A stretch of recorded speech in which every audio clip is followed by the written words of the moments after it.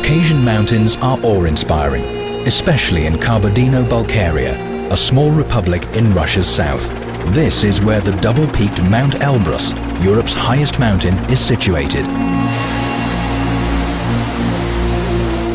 Here, streams with pure emerald-like water rush through deep gorges. Rams and horses graze on the republic's alpine meadows. Eagles hovering in the sky gaze at the hustle and bustle below. And it's here that the Balkars live. They refer to themselves as the children of the mountains.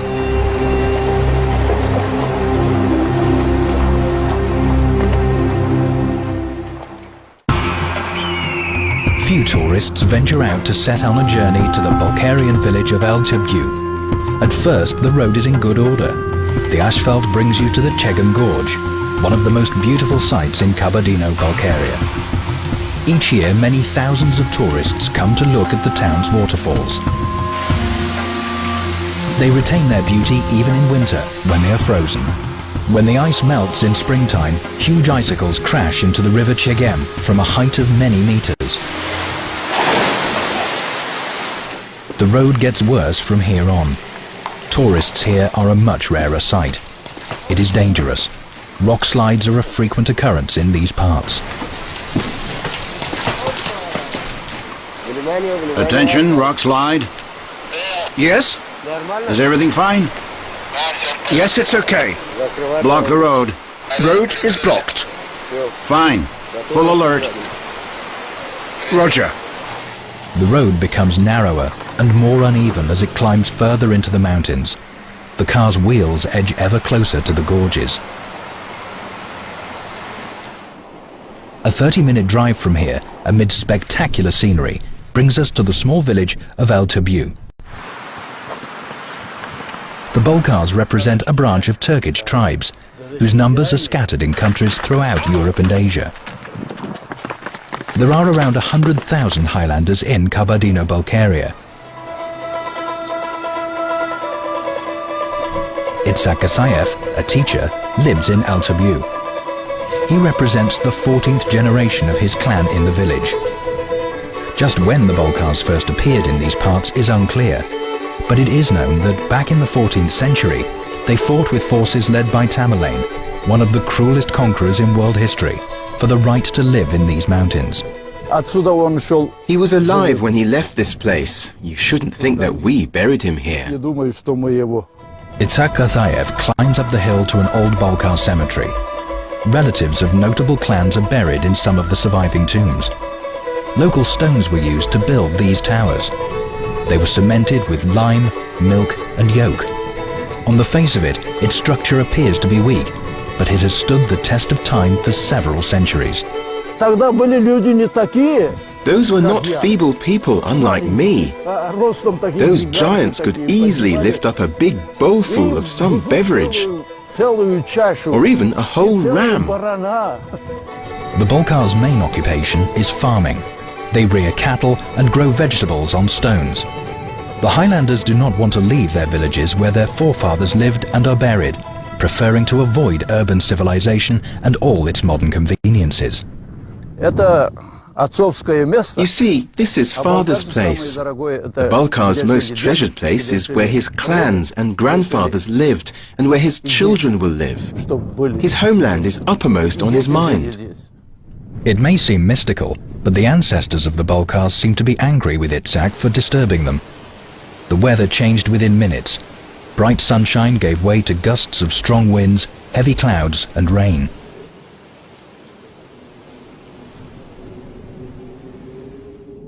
But as soon as Itzhak reached the foothills, the clouds broke up and it became warm again. An old stone worshipped by Balkars lies on a hillside close to the village of El-Tebgu. May Allah forgive me for stepping on this sacred stone. The plate points directly to Mecca. Generations of people from El-Tebgu have come here to pray and ask for prosperity or a bumper harvest. When it's not raining, our grandmothers gather the children and women, and they all come here to pray. The Balkars are Muslims. There's a mosque in each village. Villagers in Verkhnya Bulgaria paid for their mosque to be built. It took 20 years to complete what is the village's tallest building. Mainly older worshippers now come to the mosque. The young people here have little interest in religion. Even the mullah admits that the Highlanders do not doggedly follow religious traditions. It's bad they have little faith. We must tell the truth. It's too bad because school children are not taught Islam.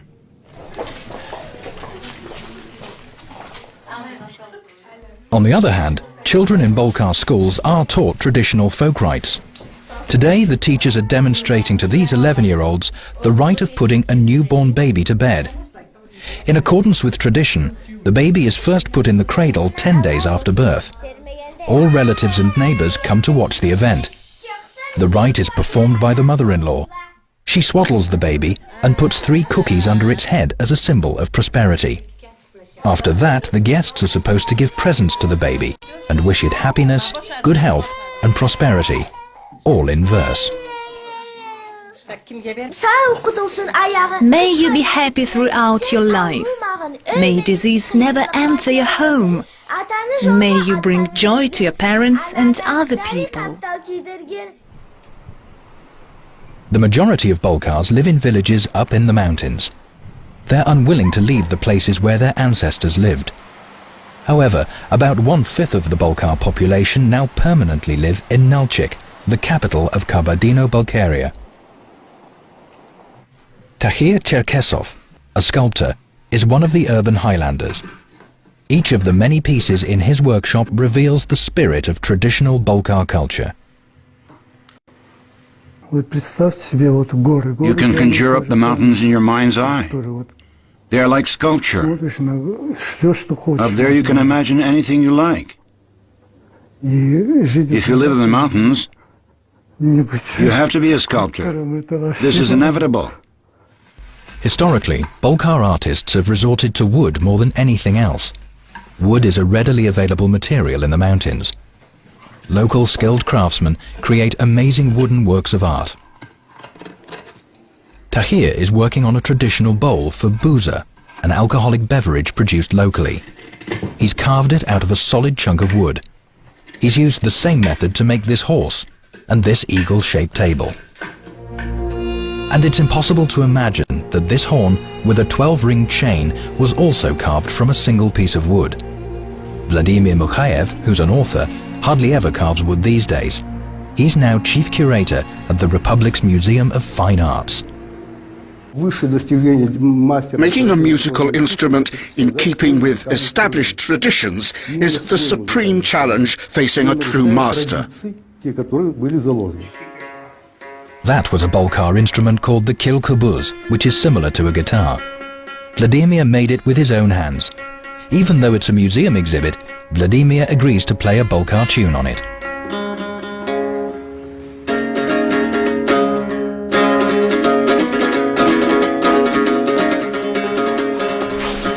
The Highlanders stick to their musical and dancing traditions even in the cities. Each Thursday night, younger people visit a different kind of disco. Both R&B and hip-hop are ruled out from Balkar discos. Only traditional style modern songs are here. They form a circle, young men on one side and young women on the other. From time to time, pairs come forward to dance. The partners are not supposed to touch each other.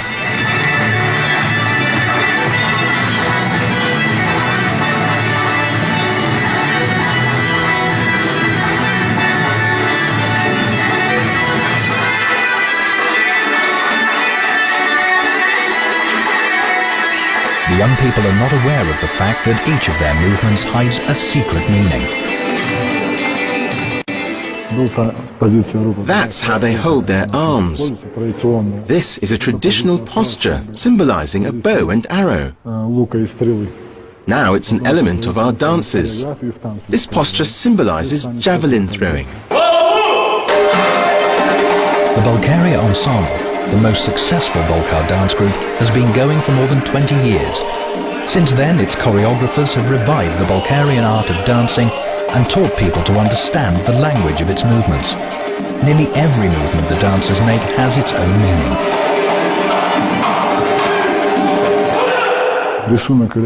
When the dancers form a circle, for example, it symbolizes infinity.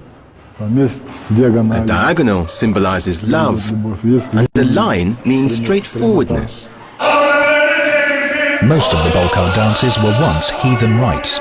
For instance, the dance called Golu was performed before the planting season to ask the gods to grant a bumper harvest. The Aslambi dance was performed to glorify the lion. During this dance, the soloist tries to imitate the leaps and bounds of the king of beasts.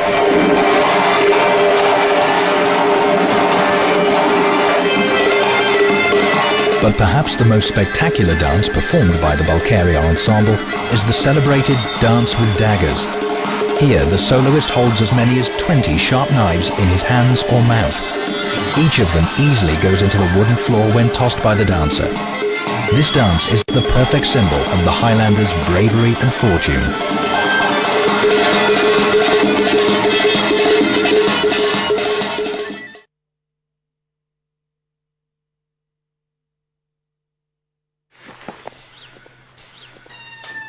Balkar men, just as all men in the North Caucasus, cannot imagine themselves without cold steel weapons.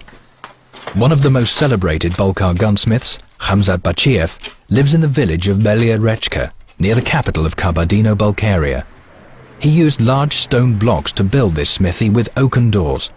To him, it's a world of its own, where he rules with undivided authority. To me, the smithy is the state of my soul. When I'm working here, I go into a different dimension. I get away from this world, as it were.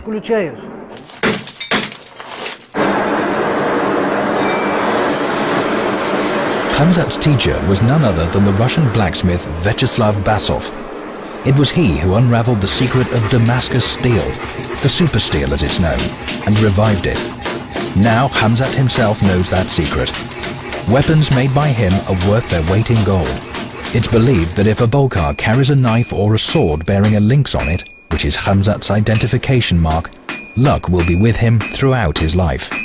The blacksmith, however, is often dissatisfied with his work. I always dislike my work. After I make something, I take a long look at it and get disappointed. I detect various flaws in it. Sometimes I feel embarrassed when I need to give one of my works away. More often than not, Khamzat makes Balkar knives. The traditional knife, the bichak, is a multi-purpose tool used by hunters and cattle breeders. Using it as a weapon is strictly prohibited. See here. If I want to move it forward, this is how I do it.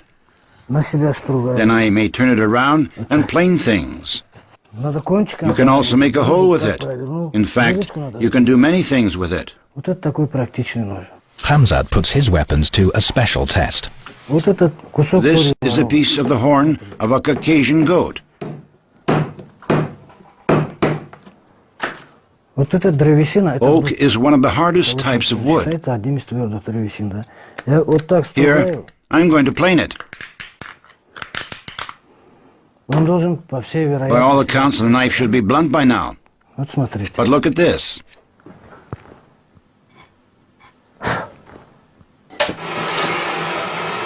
Making a knife is not enough. It also has to be ornamented. Rashid Kundanov, a jeweler, began decorating Khamzat Bachiev's work in the 1990s. Today, his pieces are found in museums around the world and in the private collections of well-known politicians.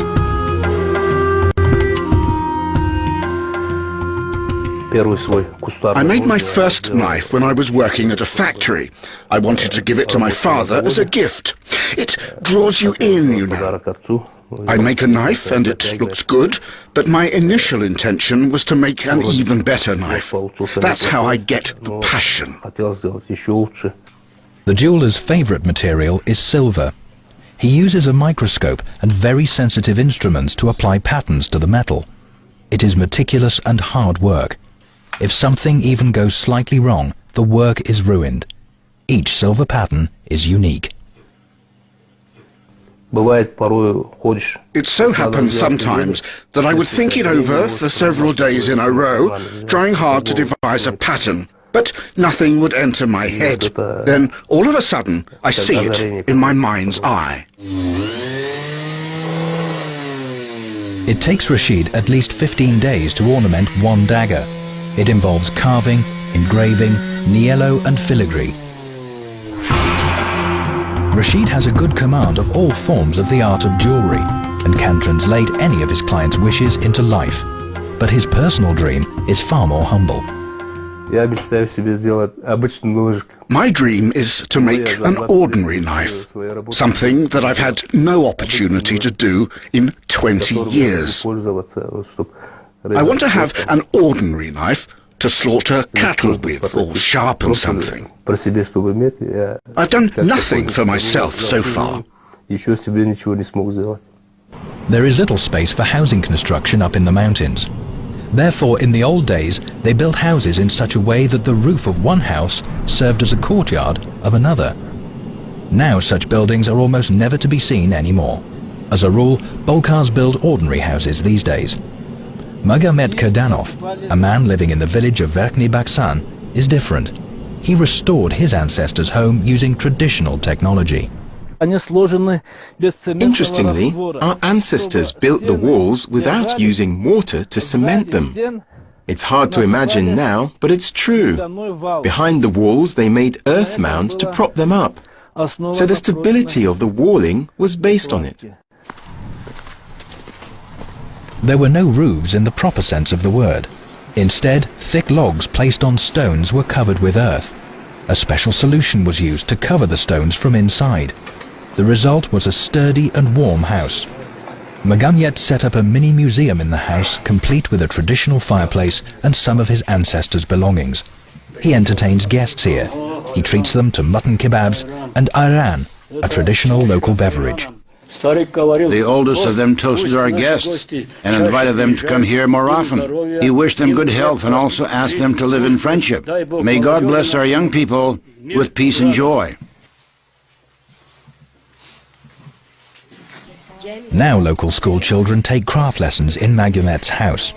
They are taught to make kizus, traditional carpets made of felt cloth. The art dates back to the 14th century, but the procedure is quite sophisticated. Sheep's wool is sheared, washed, dyed, combed, placed on a mat, washed in soapy hot water and rolled out. If all is done as it should be, the result is this unusual carpet. This takes a very long time. It's very meticulous work. Slipshod work is out of the question here. Felt cloth is also used to make traditional caps. Some wear them in bathhouses. Felt coats are thick woolen garments. For generations, Caucasian men have used them as blankets as well as clothing. Any man in the mountains needs a warm felt coat. Such coats are worn by old and young alike, shepherds and other people. It's easy to put it on. It takes no time at all. Then I tighten the cord, and that's it. Dina Makayeva uses felt cloth in her work too, but her carpets differ from traditional ones. Dina is an artist. She uses the material to make black and white pictures telling the story of her people and glorifying the beauty of the mountains. Of course, traditional items made of felt cloth are nice in their own way. Geometrical patterns, compositions and the like. All that's fine. But I wanted to depart from tradition and make something unusual. No one from Dina's family has ever worked with felt cloth. She learned the craft from books, and when she got married, she found herself in the family of a real master, her mother-in-law. Dina's teachers were surprised by her mother-in-law's commitment to traditions and her own creative approach when they read her thesis. When I was presenting my paper, everybody was surprised to see my carpet. Ordinary carpets have similar patterns. If they're turned over, they look like travelling rugs, but the other side of this one bears a traditional ornament. But she often has to break with tradition. It's difficult to stick to procedure in an ordinary urban flat. Instead, she lays out her pictures made of felt cloth on her bathroom floor rather than on a reed mat. Rolling out felt cloth with the help of soapy water sometimes results in her flooding the flat below. Dina's dream is to have a workshop of her own which could accommodate large pictures, allowing her to give the mountains their due respect. She lives in Turanaus, a small town in the foothills of Mount Elbrus. This is arguably the most picturesque place in Kabardino-Balkaria. It's the only place where a unique lift takes your car to a breathtaking height, so you can enjoy an astounding bird's-eye view of the Ardesu Gorge.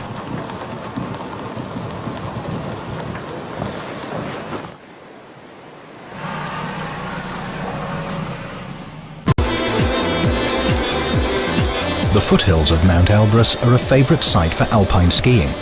Tourists come here from all over the world to admire the splendour of Europe's highest mountain.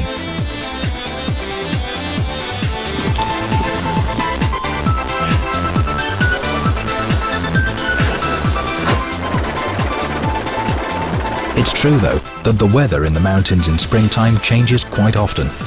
In these conditions, Elbrus disappears at a height of 3,500 metres. There's nothing but icy wind and snow there. Skiers are nowhere to be seen either, just a few workmen getting ready for the launch of a cableway. The weather does change very often. On any particular day, it might be fine in the morning, but in the afternoon, it might become overcast. Snow, strong gusts of wind, and blizzards.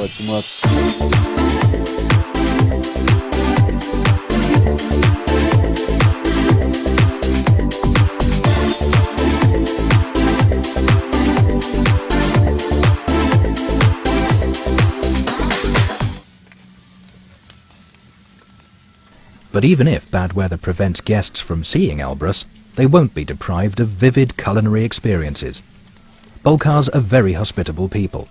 In 2002, they earned an entry in the Guinness Book of Records by making a 106-metre-long kebab. Every Balkar man knows by heart how a ram carcass should be cut in accordance with tradition. It's divided into 24 parts. The shoulder is the most valuable. Its meat is always given to the most respected person. Balkars predict fortunes by looking at the black and white spots on the meat. It is possible to foretell what will grow in the forest, for example. It's also possible to predict the political situation in the Republic and in the country at large. If a lamb is slaughtered for someone, it's possible to tell his fate. Everything goes into the pot. From the liver and fat they make jalbao, a kind of kebab, and from the stomach and thick bowel they make zhurme, a kind of sausage which is said to boost masculine power. This is the tastiest bit. It's called kulbemes. Translated from the Balkar language, this means the servant doesn't like it. He doesn't like it because he knows that the prince will never give it to him. While the men make kebabs, the women make the most popular food in Bulgaria. It is hitchini, a kind of pancake stuffed with cheese and potatoes. Balkar hitchini is traditional dish number one. First of all, the guests, the people who come here, are treated to this traditional Balkar food. To make hitchin, the hostess takes ordinary dough, grates some cheese, mixes it with mashed potato, rolls it slightly, and then the dough is put around a little ball of stuffing. The resulting pancake from the mixture is then fried. The whole process takes no more than 15 minutes. Balkar cuisine is unimaginable without hitchins. They are made in all households whenever there's a chance. For instance, for a wedding, 300 to 400 hitchins are made to ensure that every guest has one. Hitchins have been served. We wish to invite all of the guests to take part. Natural food, fresh air, 300 days of sunshine a year, or maybe it's just good genes. Any of these factors could be responsible for the many Balkars who live a long life. 7 people in the village of Verkhnaya Balkaria have marked their centenary. Aishad Kasakova's exact birthday is unknown. But if her passport is anything to go by, she was born on day 0, in month 0, in 1904. But Aishad herself claims she was 108 years old last year. She can still eat anything she likes, looks after her grandchildren and great-grandchildren, and sometimes does the chores. She is simply fond of living. This is what her relatives say about the secret of her longevity. I always lived by prayer and the Koran. I read it quite often. I worked all my life, and today too I would work with great zeal.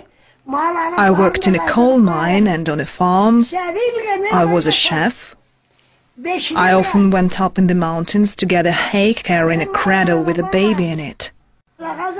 Pity my eyesight is failing. Dalhat and his wife Fatima are celebrating their 50th wedding anniversary. Only the closest relatives are supposed to take seats around the table. There's simply not enough room for the entire family. Dalhat and his wife have 5 children, 16 grandchildren, and 1 great-granddaughter. My dear children and grandchildren, I wish to raise a toast to the prosperity of the Balkar people, for the good of our republic, and all of Russia. The 2 most important values cherished by the Balkars are family and homeland. And what could be more inspirational to the children of the mountains than to see the sunlit peaks of Elbrus and the eagles which proudly soar through the sky?